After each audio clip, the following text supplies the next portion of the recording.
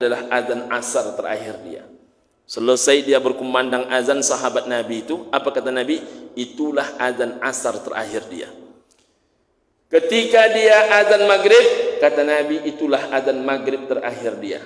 Ketika dia isyak demikian, ketika dia subuh demikian, ketika zuhur dia lagi yang azan, apa kata Nabi? Itulah azan terakhir dia. Ketika datang waktu asar keesokan hari, ibu dan bapak rahimakumullah, rupanya berkumandang lagi azan. Siapa yang azan? Yang azan orang yang sama, iramanya sama. Kata Nabi, berarti masih ada orang ini. Ketika maghrib demikian juga, ketika isya demikian juga, masih hidup rupanya orang yang dikatakan oleh malaikat maut asar kemarin adalah azan asar terakhir dia. Ditanyalah malaikat maut ini oleh Nabi SAW, bukankah engkau katakan kepadaku wahai Israel bahwasanya kemarin itu adalah azan asar terakhir dia? Rupanya tadi azan asar dia, azan maghrib dia, azan isya pun dia. Adakah yang salah dengan informasimu wahai Israel? Tidak ya Muhammad.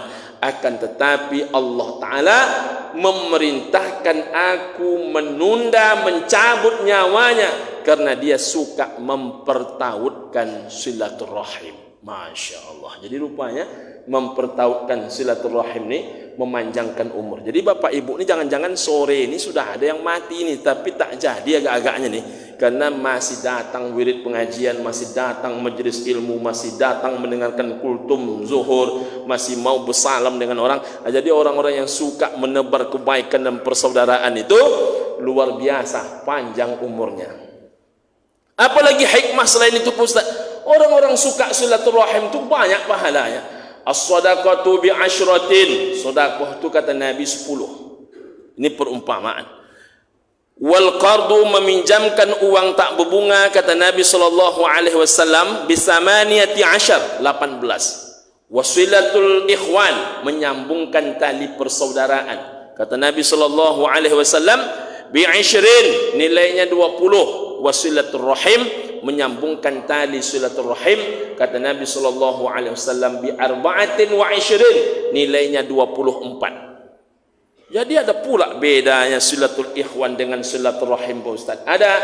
Kalau saya dengan Buya silatul ikhwan, saya dengan Bang Amin silatul ikhwan, Bang Amin dengan Bapak Ibu, dengan Abang, ini namanya silatul ikhwan. Bersaudara kita, ibu dan bapak rahimakumullah, Bang Yusuf dengan Bapak Ibu semua, kita ini bersaudara, bersahabat, berbuat baik, menebar salam, saling berjabat tangan.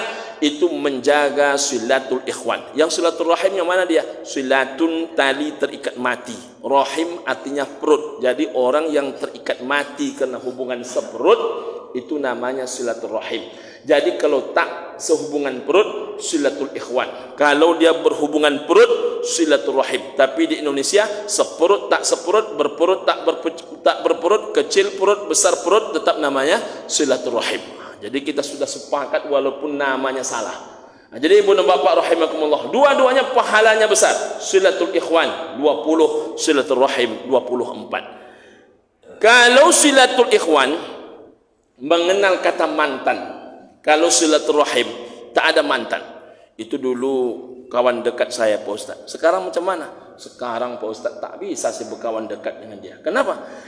Dia usianya 67, tapi bercarut ini mudah betul keluar dari mulutnya Pak Ustaz. Geli telinga saya mendengar. Jadi saya kalau berteman dengan dia Pak Ustaz, takut terpengaruh. Berjarak dengan kawan dikenakan takut memindah sifat yang buruk, itu boleh. Tapi kalau seperut tak bisa. Jangan pula ada jemaah Masjid Agung Ar-Rahman berkata, itu dulu adik kandung ambo Pak Ustaz, tapi karena banyak perangainya Pak Ustaz, ambo berantian jadi adik kandung. Itu tak bisa.